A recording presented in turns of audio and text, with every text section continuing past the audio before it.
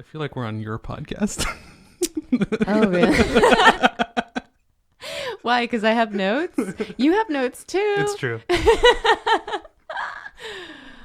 I laugh a lot and I get really loud. I hope I don't, Sorry. Ha, ha. How about that? Ayal, you want to give me a loud chuckle? Ha. That's how I laugh. Yeah, I'm like,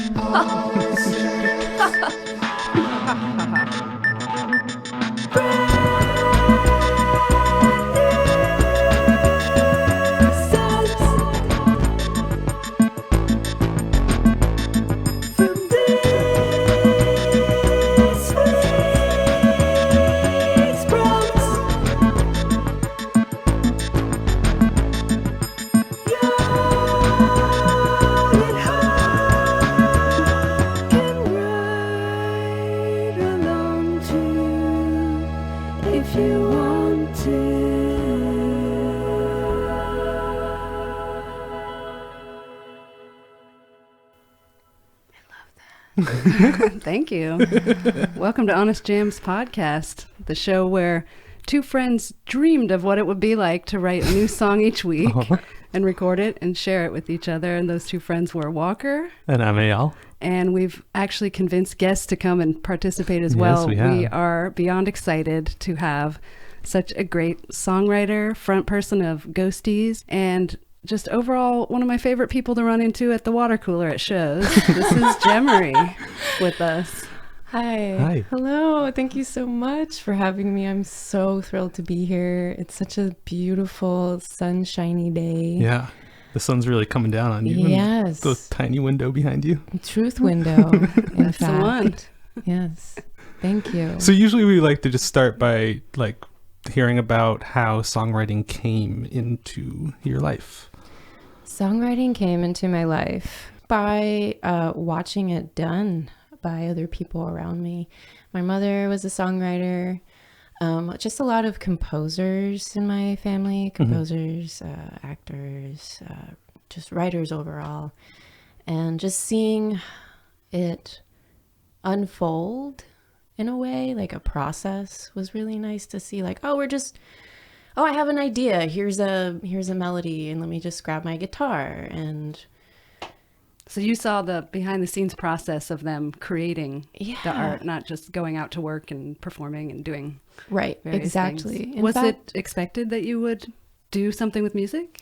I don't know if it was expected, maybe a little bit, because both my parents are musicians. But I think most of all, throughout my life, I noticed I would receive a lot of messages from others throughout my life, like different teachers, friends, and such, like, write me something. I really like the way that you write. And I'm like, what? Even when I was a child, I'm like, okay, let me try. But yeah, just seeing it unfold in that way. Normalized it.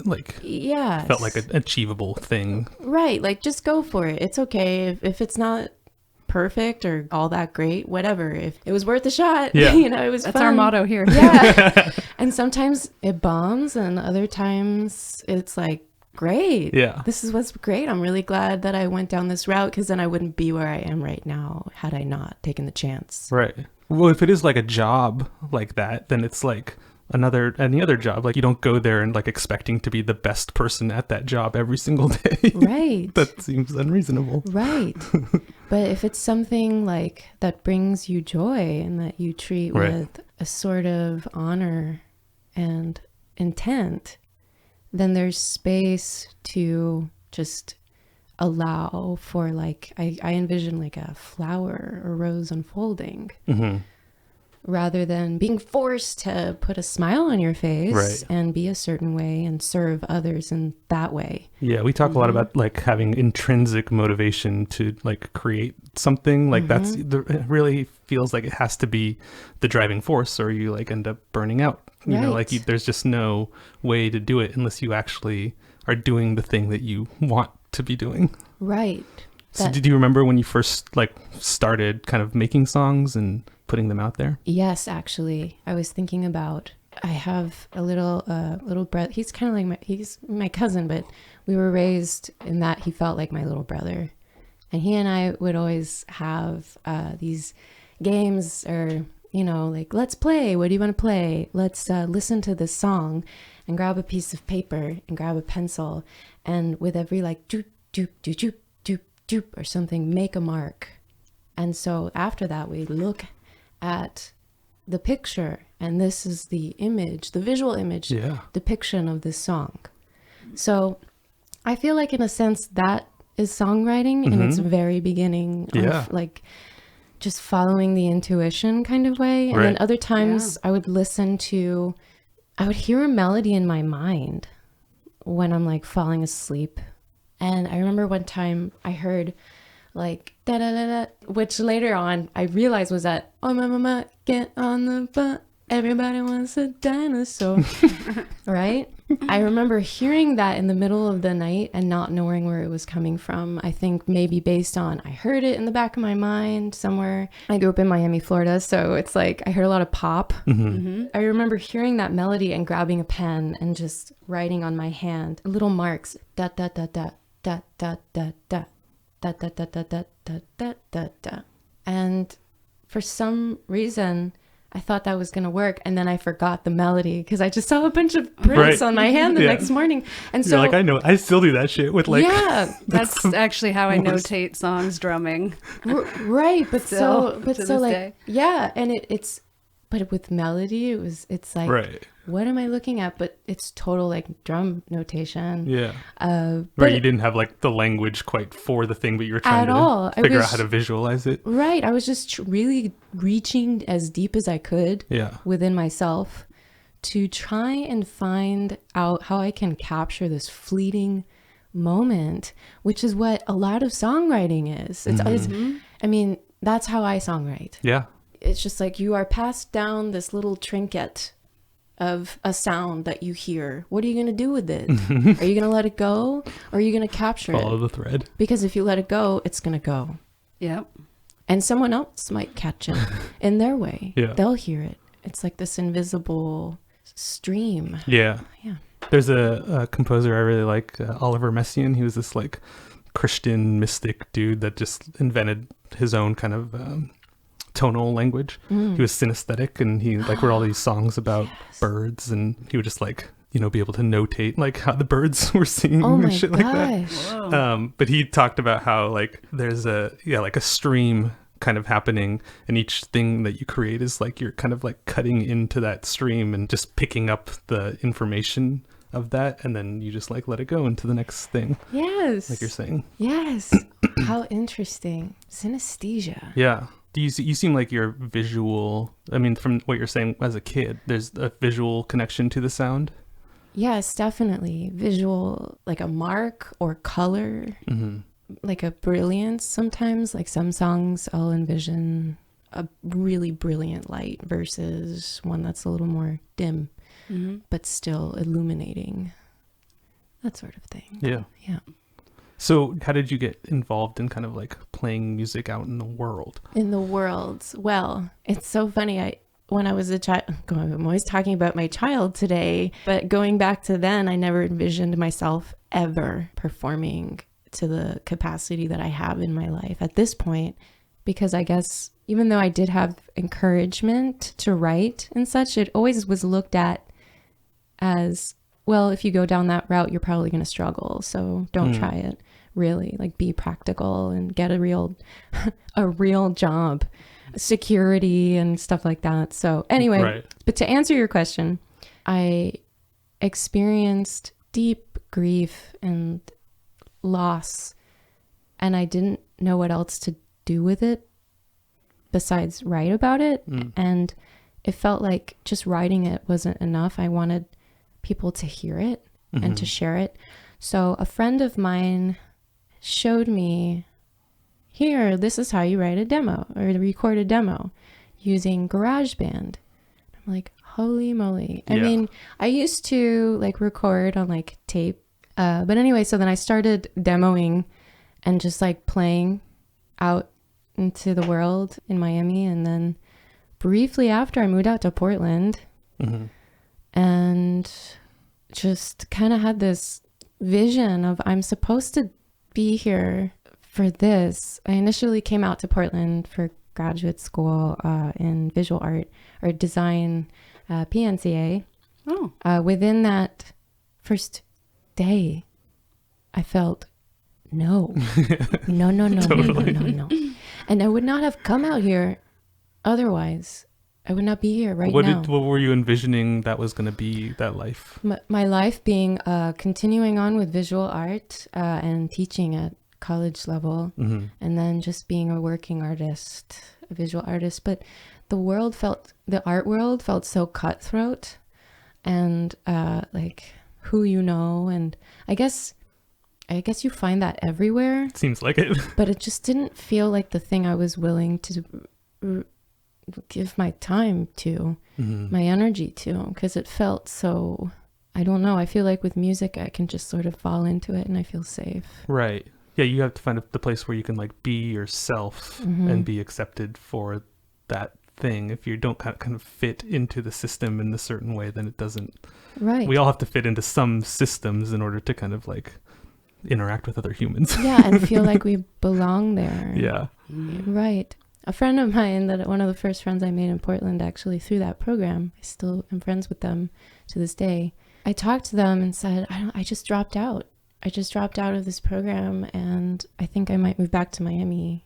They said, no, you can't go. You just told me a couple of days ago how much you hate it and how it doesn't inspire you. And this person that I'm talking about is a very intuitive person, very powerful person that has introduced me to very special people in my life that are also extremely intuitive and powerful as well, and just basically earth angels. But this person told me to stay, and I did, and I'm so glad I listened, because here I am today Yeah. with you Yes, both. thank you to that person. Yes.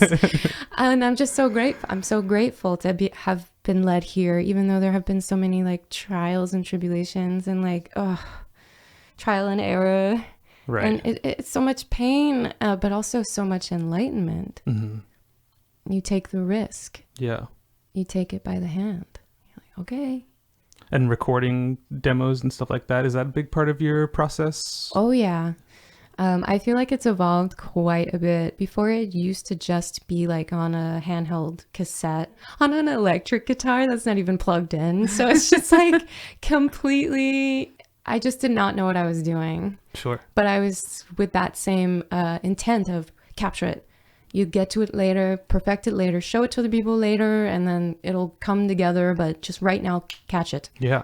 But yes, and then when I was shown like, oh, you can just record it this way. All you need is an interface, audio interface, and here's a drum pad Yeah. that you can create and program these. I was like, what? Yeah. And then, Caught the bug. if you program this MIDI sequence, you can just highlight all of it to the click on the grid, and you click a little magic cue button, and it just Yeah. quantizes. Everything aligns, and you have a working surface. Right. It doesn't have to be perfect. Yeah. I am not a drummer. I feel like I have an understanding, a deep understanding of drums, and one day I think I will get to embracing drums in the way that I really feel like is waiting for me. But right now, I feel like one of the things that make me the most self-conscious about songwriting and demoing is the drums. Like, I hear a specific thing, but then also I'm trying to be realistic to what the drummer, like, can they play this? Right. Live? Am I Is giving this- them 6 limbs? Right. Exactly. Yeah. So allowing myself the comfort and the space to just, the safe zone of just put something on and perfect it later. And it's going to be fine. It'll work itself out. The vibe Right. Exactly. must be captured. Like, that's the most important thing to me. Yeah. And sometimes the songwriting. hardest thing to get again, like sometimes you make just like a demo that, you just expect to be like something that you'll use in order to record the real version of the song. Right. And then you're like, I can never get this. Whatever I did here was like the perfect thing. Yes. And like, I can't manage to do this in another setting for some reason. Yeah, It's really weird. it truly is. But there is something in that, in the moment. Well, I think you would write great beats, Because, I mean, and there you were as a little kid writing ticks on a page because of that rhythm, you know, and growing up in Miami and a lot of rhythmic-based music going on there. Lots of sure. beautiful, like, diverse cultures around Latin culture. I'm Cuban. I was born in Miami, but Cuban on both sides.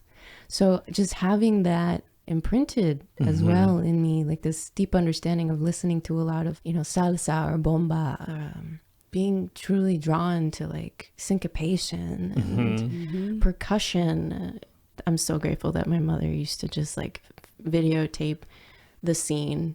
And I feel like I've inherited a lot of that from her, because I too like to document quite a bit. I'm so grateful that she decided to capture this one scene of me and my siblings in the garage one afternoon, and lots of activity going on. My little cousin brother making his way around doing his baby talk, my sister sort of like singing some kind of song, and then I'm in the background hitting like one of those plastic lunch boxes that came with thermoses. And I just remembered discovering like, oh, if I open it and I hit it this way, it's going to sound that way. But if I close it, it's going to sound this way. And also if I decide to add some kind of vocal sound, like something like that, that could be my drum as well. And so this is all happening and I'm watching it and I'm just like, oh my God, as an adult watching that, I'm like, oh, that I totally can see what I was trying to do. Digging deep into the rhythmic pattern of things, like listening to and paying attention to that all the time and carrying that with me throughout. And so much of rhythm and what makes rhythms interesting are the spaces in between. We'll get to it later when I share my nightmare scape of a song. What happens when you're relentless and you don't ever take any rest in the rhythm. But the Ghosties guitar parts, I've noticed, are really powerful, and a lot of that is about the space and leaving space for that riff when it gets back to the one to just drop. Seeing your band perform at shows, there's a lot of moments of this big inhale, you know, and everyone's it's electric and everyone's waiting for back into that riff, and when it drops again, it's so powerful. It sounds very deliberately written, and it amps that drama up, which is amazing on those riffs. So I already admired your writing in a rhythmic way, you know, for those spaces that are left. Totally. Thank you for saying, you know, because a lot of the time I am pretty self-conscious. Yeah. You know, and all I can tell myself is, Jem, just do what feels right. And so I'm glad to hear you say that. What are you saying you get self-conscious about? Just that I don't have a degree in music. I had musical theory growing up, but I really loved going down the intuitive route most. I kind of wanted to look out the window and daydream when someone was talking to me about musical theory, and I can see how it's important to know these things for language, communicating a language. But at the same time, I feel like too much focus and intent on that really takes away from like the natural juices that a song could bring. Yeah. And focusing too much on a structure. I mean, it's good to have structure for sure, but you gotta have a flow. Right.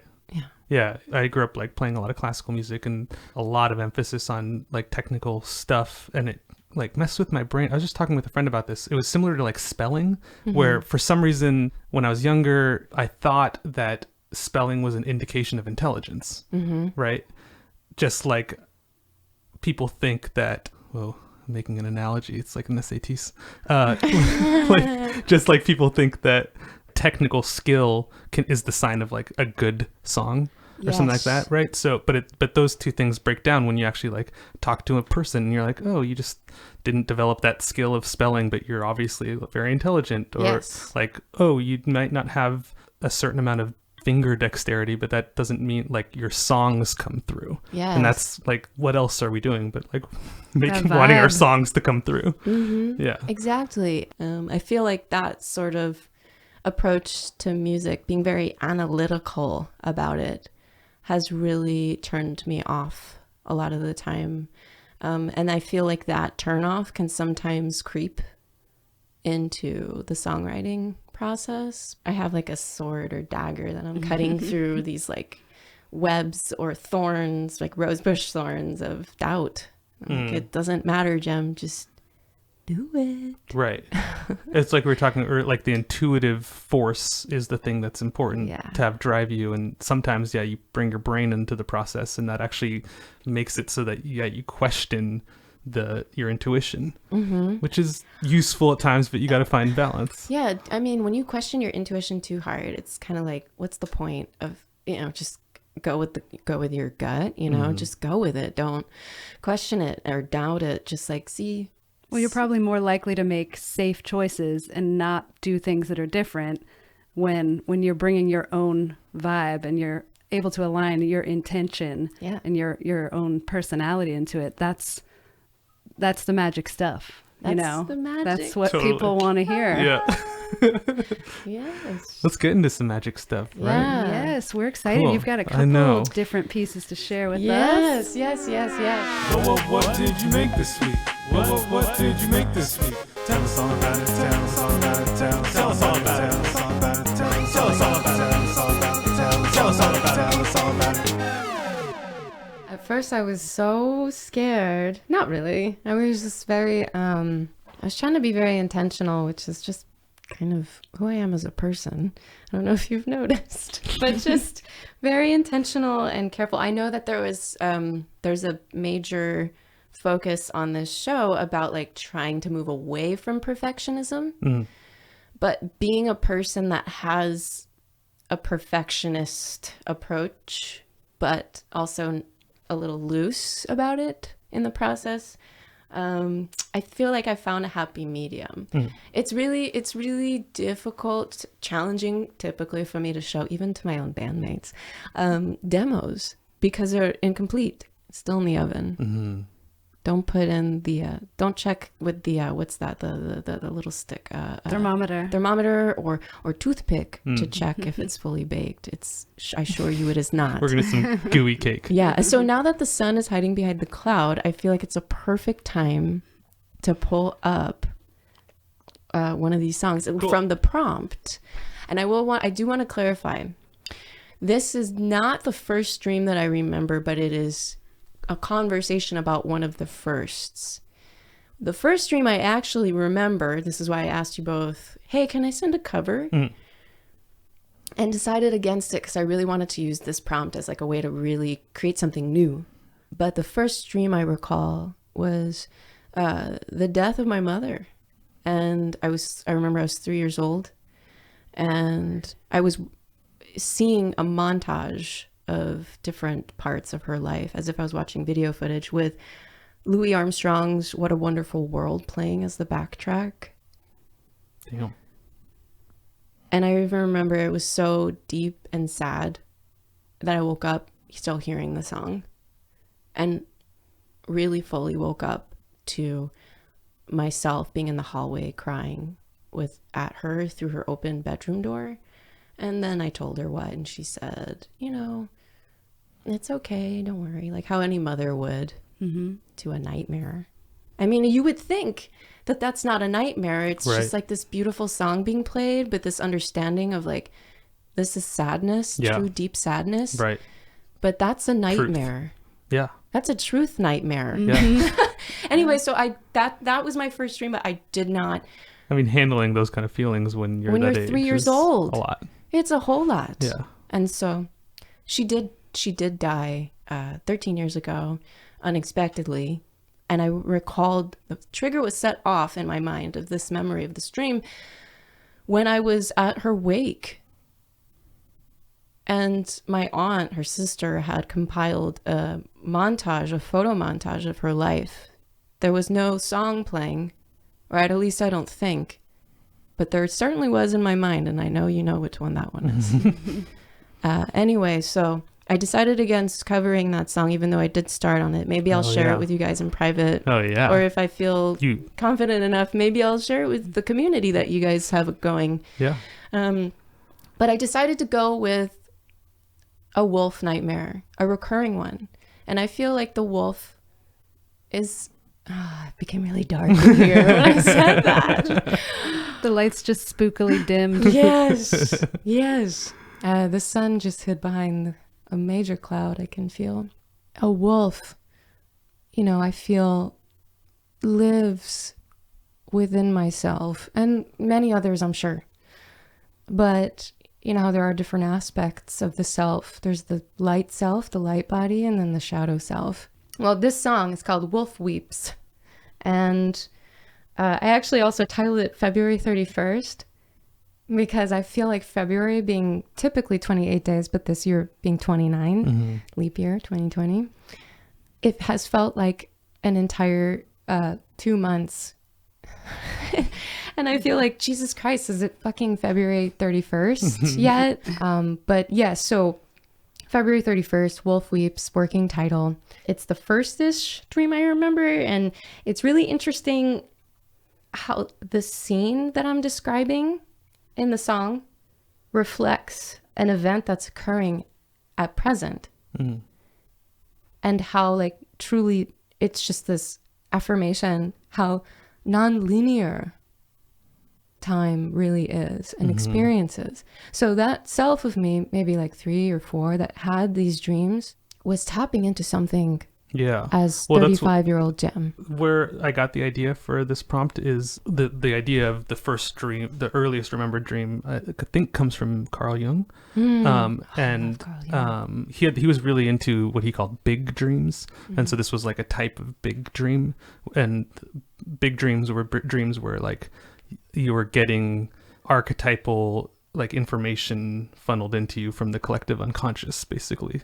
His idea was that this is kind of an indication of, like the structure of the person that is being created, kind of. Yes. Wow. So. Well, okay. The wolf. The wolf. Yes. But so, okay. Do you want us to hear it before? Should we hear it first? I don't know. Should we hear it? Should I talk about, let's hear it first and Cool. then I'll talk about the lyrics and talk about the scene. Great. Yeah. Great.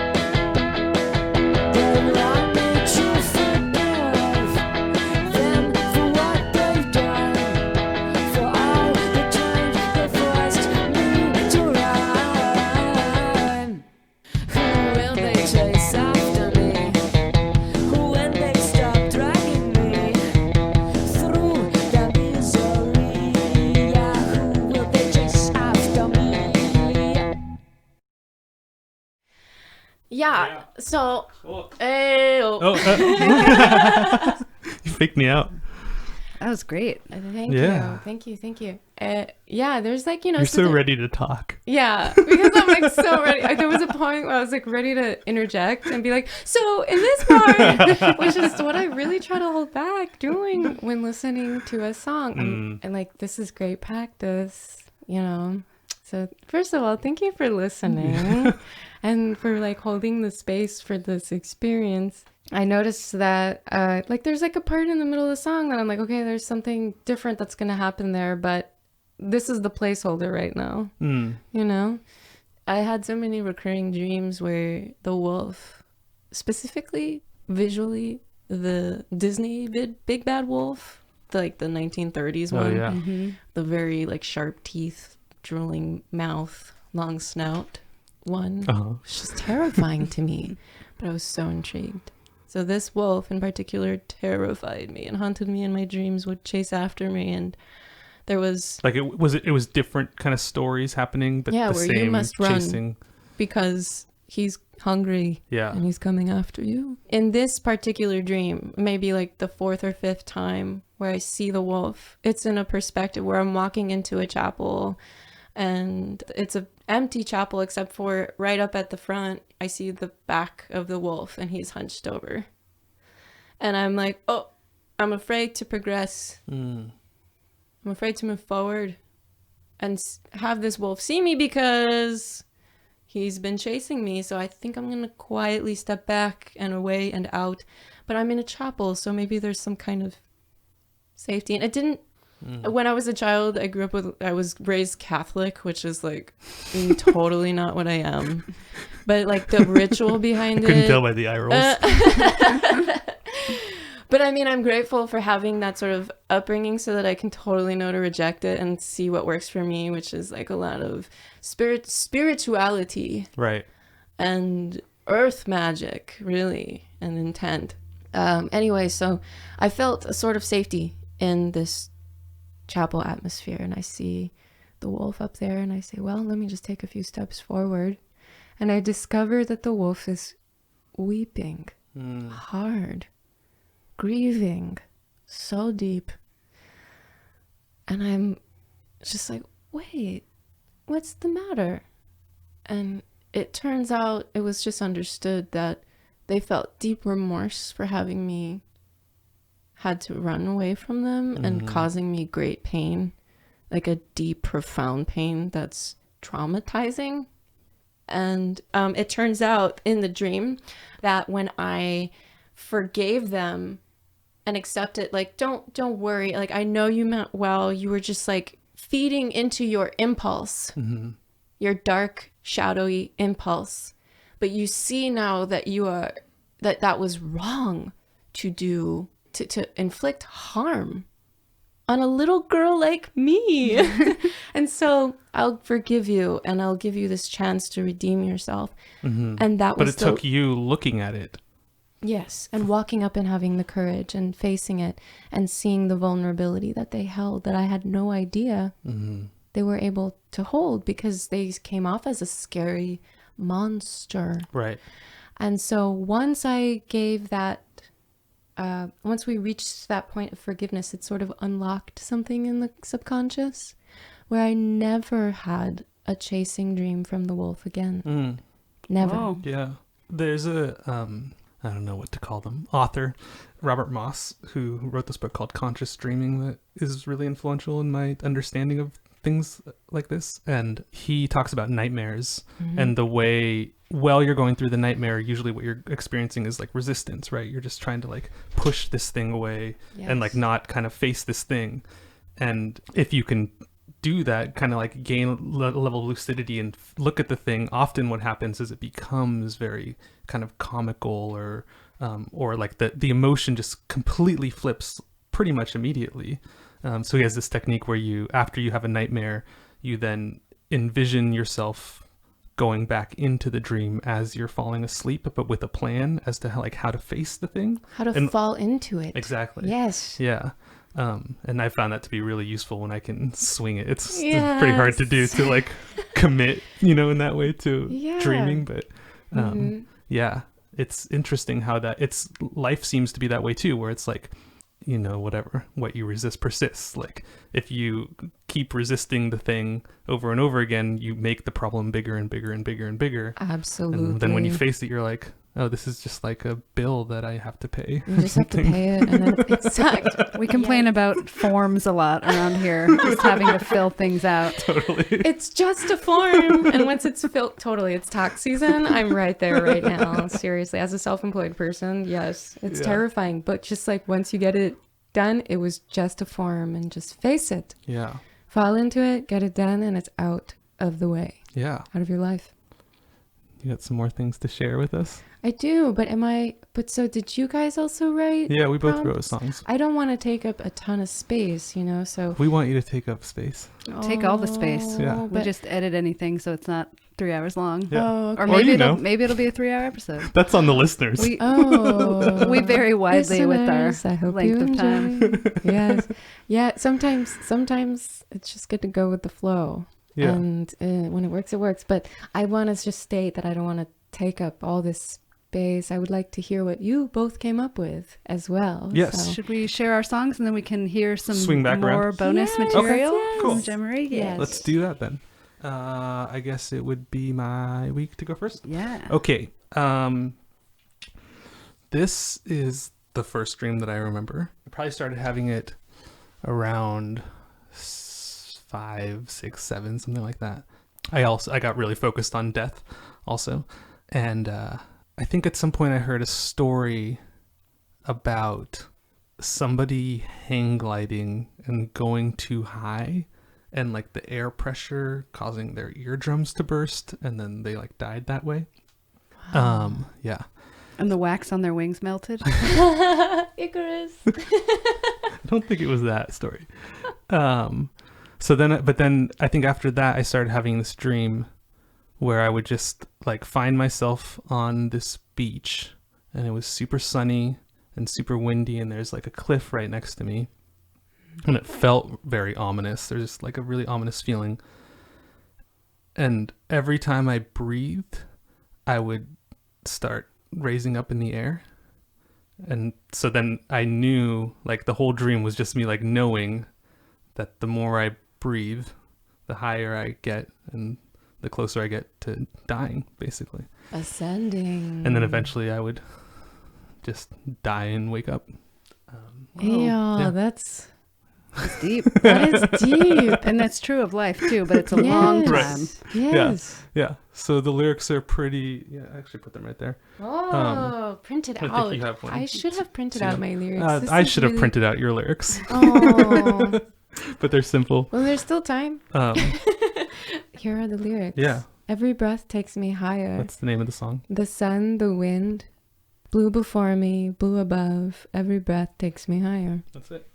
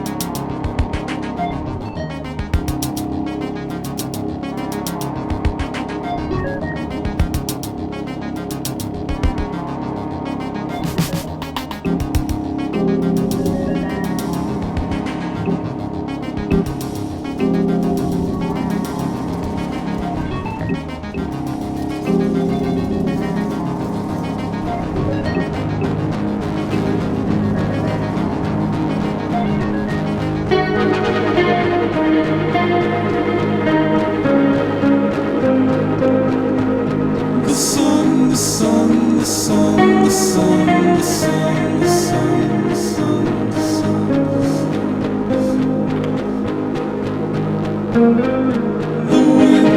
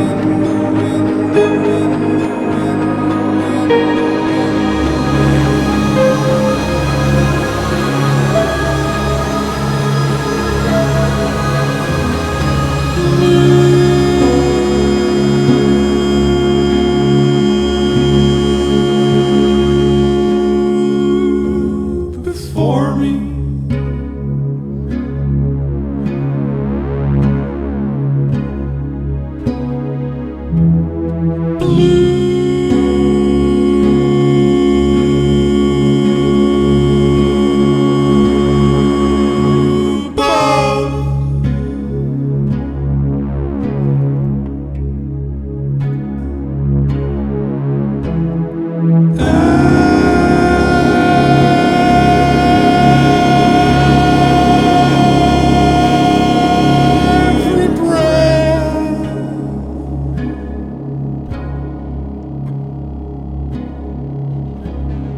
takes me higher, takes me higher, takes me higher, takes me higher, takes me higher, takes me higher, takes me higher, takes me higher.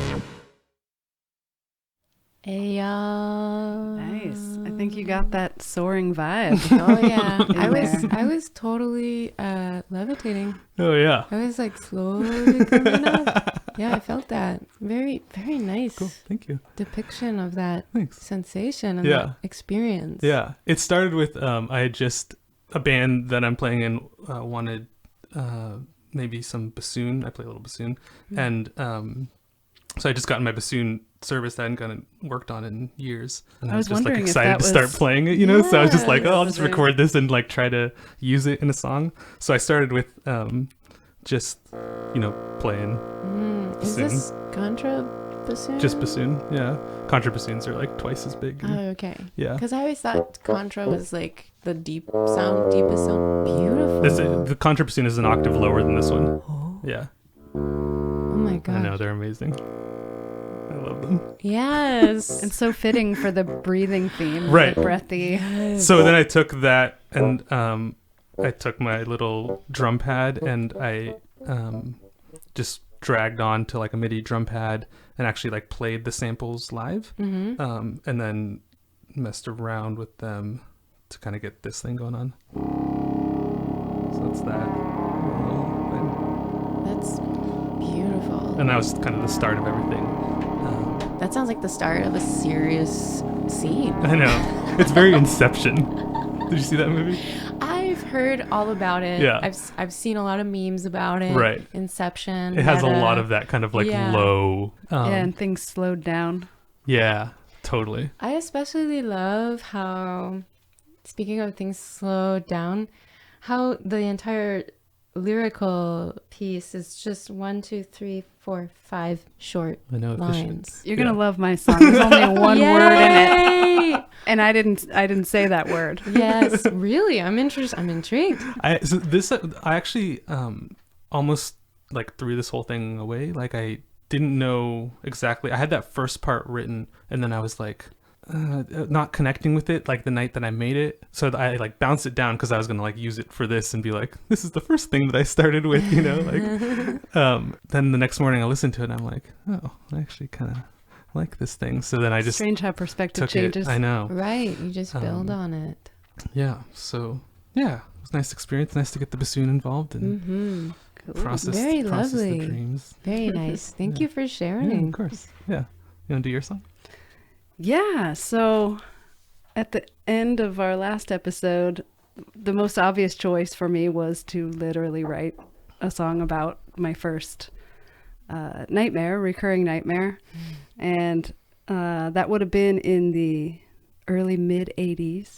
So I just thought I need some kind of electro vibes. And I was going to, well, I imported a bunch of samples of electronic drums, and I was going to try to build a beat that way, but it just sounded, I haven't done much of that, and it just sounded so canned and wrong with like the arpeggiator I was using on the keyboard, because it is so relentless with its own rhythm that you put that and then try to put, you know, it just sounded like a robot trying to get down and groove, and it was not, it was clunky. Hey, so. don't discriminate against robots. They can groove too. So I ended up just doing one of my tactics when I allot a certain amount of time, and maybe it's not enough time to really think deeply about the arrangement and try a lot of stuff. I just put a lot of percussion over it. So I ended up just playing all the drumming, and there's a lot of layers in there. I've never gotten to really say this before in all earnesty, but welcome to my nightmare. So Thank you for having us. Good one. So, Ayal, I approached you midweek Yes. and had a strange question for you. Uh-huh. Yeah, you wanted me to say demented things into a microphone in order to Welcome to my night. accomplish your song goals. There was a voice in my dream. Mm-hmm. So I asked Ayal to do a spoken backup vocal with his cool effects processor. So I just asked you to put on your deepest voice and say the word electrocution, which is now the name of the song and the subject of the nightmare. Electrocution. What is my motivation? You're just a disembodied voice. You're doing great. So, yeah, you nailed it right there. One take. I love the full glimpse of that moment that we just had the opportunity to witness. Now, I honestly was playing that to you guys so that it doesn't give you cardiac arrest when it comes up in the song, because it's terrifying. There's no other lyrics in the song.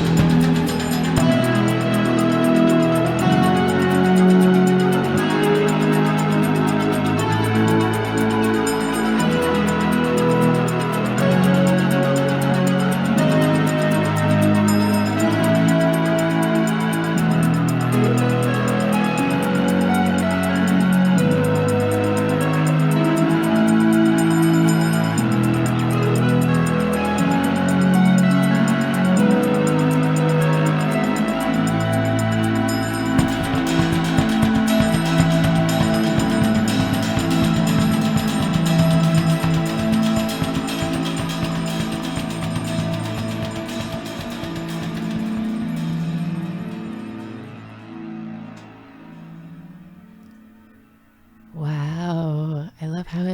I love how we come out of it. It's Yeah. very much like I'm waking up. I know. I'm curious what the story is now. Yeah. Well, the happy part at the end, Uh-huh. that kind of hard turn, that's symbolizes when I woke up and I hadn't been electrocuted. It was Like dodged a bullet again. So the dream was I'm in a completely dark room, and then slowly illumination happens. There's like a small table and a toaster, just a standard toaster, and the elements of the toaster start to light up, and then I'm able to see that I'm in a room. And there was toast in there. And so I'm staring at it and I'm waiting. Crucial information. And my hand's just slowly reaching toward the toast. I want to get that toast. But then as soon as I make contact with it, it's like game over. And then in neon cursive, like a neon sign, the word electrocution, in that red, same color as the toaster element, this just disembodied, deep robotic voice just says electrocution. Wow. Like I died in a video game at the end of the level or Walker, something. you have to make this a Music video. Yeah, totally. Yes. That's exactly what I was thinking You too. need to put visual to this track. Yeah. That's wow. Wait, do you have an interpretation for yourself of what that might? I think I heard. No, we weren't very social. I was living on a farm in Wisconsin. Our driveway was a half mile long, so we didn't get out much. So, and there was not much TV going on. So I think I heard somewhere that if you stick a fork in a light socket Right. or something like that, and I don't I feel know like if there was also toaster paranoia around that kind of thing because people would like stick their butter knife in silverware there into to get the toast out. Totally. Good night, Yeah. folks. Yeah. So I don't know. It's like during the dream when I was in it, it was recurrent so often. I was aware and I knew, oh, that voice is going to come, that neon writing's going to happen, but I want the toast. So it's just like this constant battle between like chancing it to go for Impulse. the toast. Impulse. I Yeah. want the toast. I also knew there was no other way for the dream to end. So I couldn't Oh. just sit there and like decide I don't want toast. I just had to I mean, I was resigned to it. Pancakes today. I knew the voice was going to happen. I knew the lettering, I Yeah. knew all of it, and I knew it was going to be scary, but it was like, I just have to do this. There's no other way that this plays out. Right. It must be done. It's written. And Yeah. it's like written or something. I Or feel I'm like that's writing this. Makes them Literally. those kind of dreams so ominous is like, yeah, kind of in the back of your mind when you're experiencing them, like What comes this next? is not going to be good. Yeah. Yes. How old were you, Walker? Electrocution. We moved off that farm when I was 5, so I'm going to say 3 or 4, probably. Interesting. And Eyal, how old were you when you Probably had like 5 or 6, something like that. Interesting. Yeah. Mhm. Yes.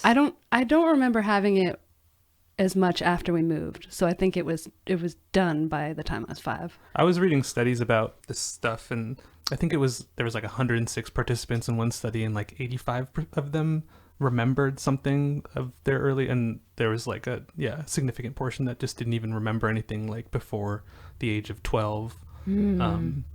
But they do all have these kind of like oftentimes rehearsing through like dangerous situations, a lot of like family type things, tragic things, like big kind of archetypal Yes. feelings. And Isn't it interesting too that when we step into this realm of dreaming, we are in a place that one would hope is a safe place, your bed. And it's sort of like this incubation, inward travel that occurs. And it's so interesting how sometimes I'll talk to people that don't even remember their dreams at present. That, I remember I had a thought, but it's just like there's nothing. Whereas my dreams are like, so then this thing happened, and because I looked at that, this other feeling just downloaded in me, and I just had this knowing and this awareness, and then the sun came out, and then, there's just all of this symbolism occurring. Yeah. But I think it's cultural, a lot of it. Like, is it? I don't know. It just seems like my experience is if somebody wants to remember their dreams, all they have to do is start keeping a dream journal and being very diligent that like the Yes. first thing that they do when they wake up in the morning is they write down their dreams. Yes. And they'll start to program their subconscious to remember their dreams. That's my experience with it. It takes a while for some people, but it's very achievable if they want to, but this culture doesn't value that time as like a valid human experience. Because it's from another world, so Right. it's not part of the physical It's world. not empirical. It's not right. There's nothing there for them. It's trivial. It's just something, oh, my brain is just restarting for the next day, for my next day in the physical world. Boring. I do want to recommend listeners that might be interested in doing that sort of dream work. There's this one writer that I truly love, also a Jungian psychologist, and Clarissa Pinkola Estes. She wrote Women Who Run with the Wolves and has so many other texts as well. There are several audiobooks. Like all dream-based type of things? No, Okay. or just like there is one that I recommend called The Beginner's Guide to Dream Work or something like that, or Dream Recall. Look it up. She has audiobooks and she reads them herself and like just story tells herself. Her voice is perfect, and the message behind the text, it's her delivery, it's the softness of her voice. It feels like I'm listening to a maternal figure that is reading me a story as I wind down from a very hectic day or something. Like, you know how the kids will be like, do it in your scary voice. I'm like, do it in your sweet voice. And she never fails. Anyway, so Clarissa Pinkola Estes, anyone who wants to do that, Right.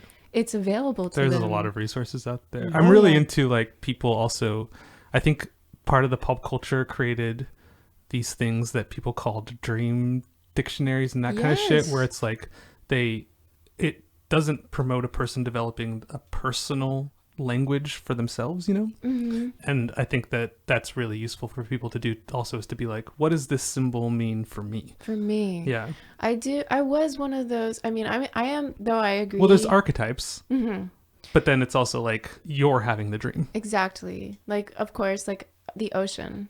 Right. Or a glass of water. Right. It pertains to the emotions. That makes sense. But why am I in this sequence at the ocean? Why did I just fall in, not looking, missing a step on the dock and falling in and learning how to breathe underwater? Like, what does that mean to me? Yeah. I didn't know that water signified emotions. Another reason I picked my dream earlier is because it's the only dream without water that I can remember. Fire, the will. Yes. Spark. All my recurring dreams now, actually the main one is I'm swimming across the entire ocean. Just in the water, just without a wetsuit or anything. Just going in. Just going in. And I'm How like, do you- this is going to be a long haul, but I'm down for it. Well, you're down Well, for that's it. that's important. That's a really good important. message. Yeah, the emotional Yes. content. Yes. Yeah, explore dreams. You got more stuff to. Yeah, what explore other with us, right? songs do we get to hear? I'm excited. I'm actually this next song I wrote, it's called Never Remember. We're talking about dream recall. But this song is about never remembering, not so much dreams, but it's like tragic scenario that I had to learn to move through. And speaking of ocean, I would go to the ocean a lot at this period. I had many opportunities that arose. Is that correct? Yeah. That Sounds good to me. rose. A rose. Arisen. A rose is a rose is a rose. Horizon. Horizon. A few situations that came up where I had the opportunity to spend time at the ocean. One of the lines in the lyrics says, called to the sea, in return, a melody. So I called to the sea, and in return, I receive a melody. And so what are you going to do with that? Well, I'm going to put the way I feel about this very unfortunate, frustrating situation, and trying to be not as on the nose about it to anyone listening. They could relate. Kind of like, what does this mean to you? Like, how does it resonate with you? But to me, when I hear it, I recall deep pain and a deep longing for healing. The ocean I refer in this song as an easy roar to swallow, and to feel it churning as I'm turning inward and I'm healing.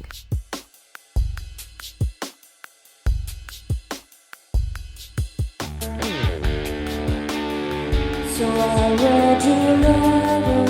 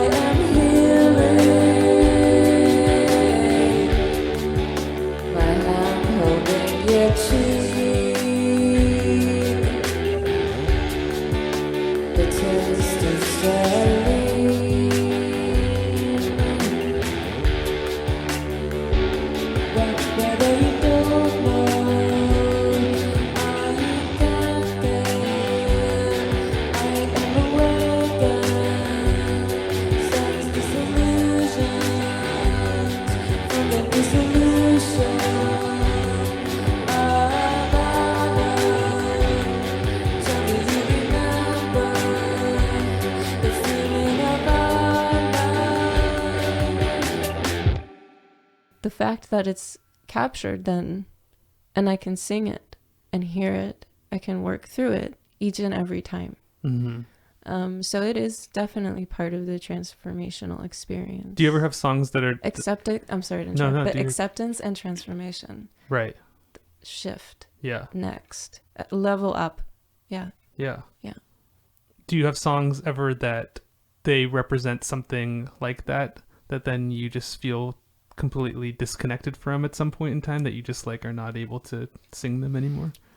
Absolutely. Yeah. Which is actually all of the discography that's available of Ghosties at present on the internet. Yeah. I mean, there are Great some songs. Thank you very much. Yeah, wonderful. Thank you so much. It's just, it's just like a different time, Right. different part of me and circumstances that were, I mean, they're just in the past, and they're not current. But I'm currently working on music, actually wrapping up a record with Johann Wagner. Yeah. Great. Wagner. I always want to pronounce it correctly. Well, you gave him options. Yes. And that's Pine Wave Studio. Pine Wave Studio. Yes. It is a thrill to work there. Yeah. I mean, I don't want to talk it up and then everyone wants to get in touch with my engineer. He's got a very full You schedule. know? I know that much. Who doesn't want to hang out on a tree farm? Yeah, right. Right. So, and it's just like such a magical space. Yeah. No matter what kind of day of deep sadness I'm feeling. Yeah. Let's be real. Sometimes I feel really sad. But so I'll have a very sad day and I'll arrive and I'm just giving huge belly laughs. Genuine belly laughs, because it feels so good to speak and talk and exchange and make laugh. It's great. Yeah, looking forward to hearing what you're making out there. Yes. Yeah. Yes. It's exciting. Thank you. I also have this other song that I brought called Along. And it's funny because, well, I wrote that song same time, same place at the coast, Rockaway Beach, New Year's Day night. And first it had started with like the lyrics. I was really trying to write and articulate what I was going through. And that's something that I've always had a very hard time. A new gift, I guess, that's like really opened up in the new year for me is the confidence of what I have to articulate and try and describe it in a gentle but direct and affirming way. So along this song that I wrote, I focused primarily on the lyrics. I was like, well, what am I going to do melodically? Let me just pick up my acoustic guitar. And if I can just... Yeah, do you need the adapter? Yes, I do. I was so thrilled to discover that you had one because I had a mini panic attack. I thought, I left my adapter at my house along with my wallet. Oh, yeah. But I was so thrilled to see that you had what I had forgotten, which was the dongle. We got the dongle. Is that what it's called? I think that's what people call truly it. am disgusted by this word. It's not good. It's I think adapter Yeah. is fine. There's already a word. It's all already purpose. all purpose. Yes. So the working title was Along I Find / Calling Waves. The hold, the shrine, Just one chord. and I'm no stranger to our rules. With this, I've lost my mind. If I'm meant to be alive, then heal the hurt with my head. And if I'm meant to stick around, then please be nothing but kind. It's what I need to regain my sight. For I seek, I run to find.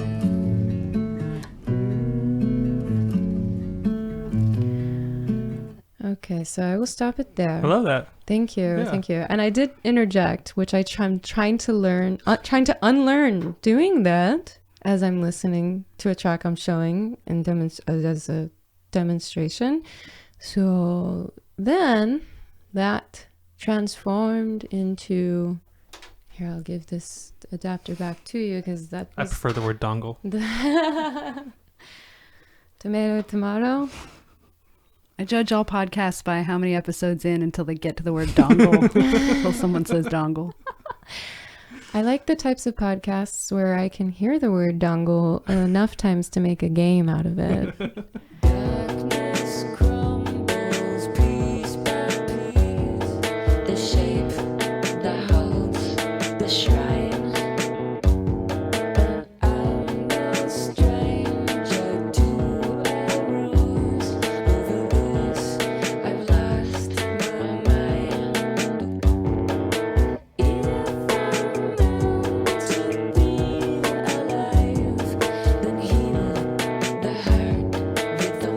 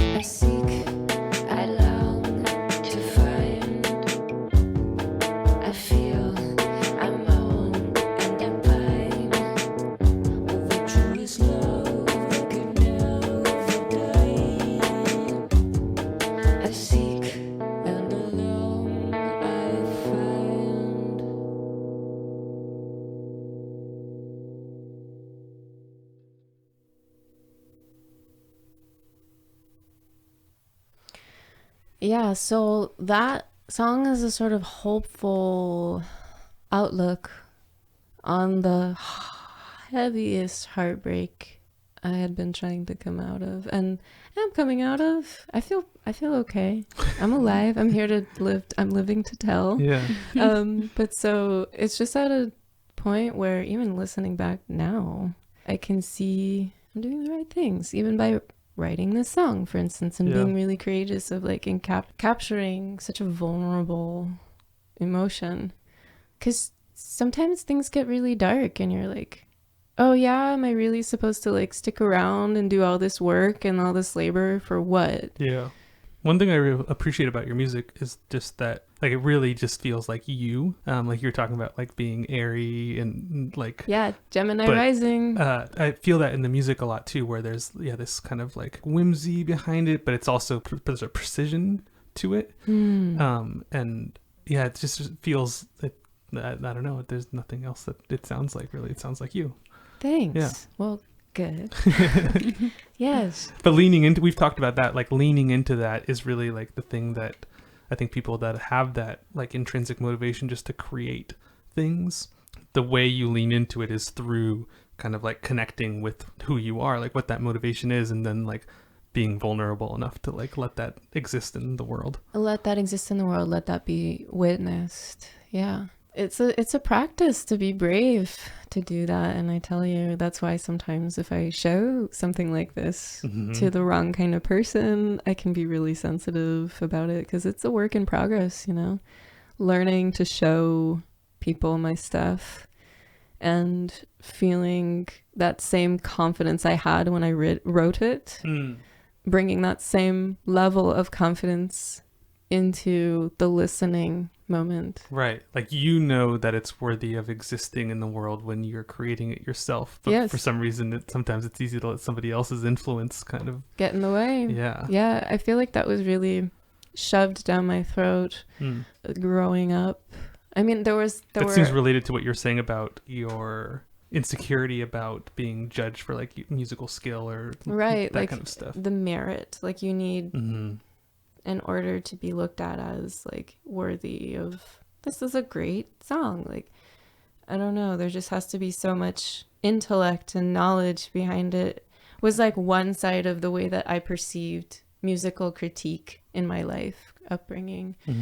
It was very structured and I really didn't like that in that structure. It just didn't work for me. It was very critical. Yeah. So I think Confining. I feel I'm trying to like unlearn these like damaged patterns Yes. in my songwriting and sharing with the world and like just being who I am meant to be when I shine. And so this is me, take it or leave it. Hell yeah. Yes. That's awesome. So thank you for hearing that. yeah. The song that I had shown, I guess, surrounds that hopefulness of, you know, I'm feeling this deep pain, I'm feeling this deep sorrow and doubt, but this is what I want, and this is what I shall receive. This is what I see. This is what I know I deserve. Why not? I mean well, and so it shall be. Yeah. And it's fulfilling to do it. Like, for when you allow yourself to become that thing, you recognize like there's nothing else I could actually even be doing. It's Yes, like this is just exactly. me. Yes, this is me. And will it help another? I hope so. Somehow, some way I want to heal anyone Yeah. that needs, you know? So it's not just like, give me. It's like reciprocal. Right. Well, that's I feel like for myself, like my ideology is that when people, or maybe it's just like a hopeful delusion, but it's like when people become self-actualized and like pursue the things in their heart, their actual dreams, the actual things they want to be doing with their life, like dig in, find out what that is for themselves and do those things. My experience with that is those people radiate outward that vibe to other people, and that helps to create like networks of people that are all doing those things. Yes. And that's the world that I really want to be living in. So I figure like I should be a person doing that thing Yes. in that world. Yes. And hopefully it works. Or maybe I'm delusional. But I feel that if one means well on their path, I mean, it's all It's all good. Yeah. It's all good. Just be good, a good person. Yeah. Well, thanks for being here with us and Yeah. sharing so many different things. Oh my gosh. Yeah. Thank Such an you. overachiever. Well, thanks for saying, first of all, because I really need that like vote of confidence. Cause It's weird sometimes. Like, people assume everybody's getting complimented all the time. I think most people are not Are getting not. genuine compliments a lot. I'm really just having to give them to myself, and a lot of the time Yeah. I'm really too tired. Well, we both love your music, and we're really glad Thank that you you're so here. much. Yeah, yeah. Likewise, you guys are so fun to talk to. I wish I could just talk all the time. Well, you're welcome back anytime. We would love to have you back. No rules against recurring guests. Oh, like a recurring dream, Yeah. perhaps. Oh, yeah. Yes. All dream songs. Oh, yes. And we do Oh, need yeah. to pick a theme It's for true. next week's guest. So we wanted to see if you happen to have any ideas for a theme. Just I like think- off the top of your dome. Let me dig deep. Let me go into my sorting hat. Something like botanical. Oh, yeah. I don't know. That's just really Botanical's wild, isn't great. I think botanical's awesome. it? Yeah. Okay. Just botanical. Botanical's kind of intriguing. Like, I don't know what I would It's even already do for that. it's already appeared in some of my lyrics Oh, yeah. in an earlier episode. Oh, yeah, the cultivator. Yeah. Oh, hey, wow. That's cool. I can't wait till we're months into this and just don't remember what we did whatsoever. Months. I don't remember what I did 2 weeks ago. Yeah. Thank you so much for making the space for Yeah. me to be here. It really is going to inspire me to just continuously write in such a way. And just Hell yeah. thank you for that Yeah. gift. That's Yes. awesome. And we hope Yeah. anybody out there that's listening that wants to write will share whatever they're writing with us. You can email us or, whatever. Yeah, Honest or Gems. email honestjamspodcast@gmail.com for anything related to botanical. Well, there's only one thing left to say. We can bang on pots and pans. And still kick out some honest gems. Mwah! Hey! Yeah.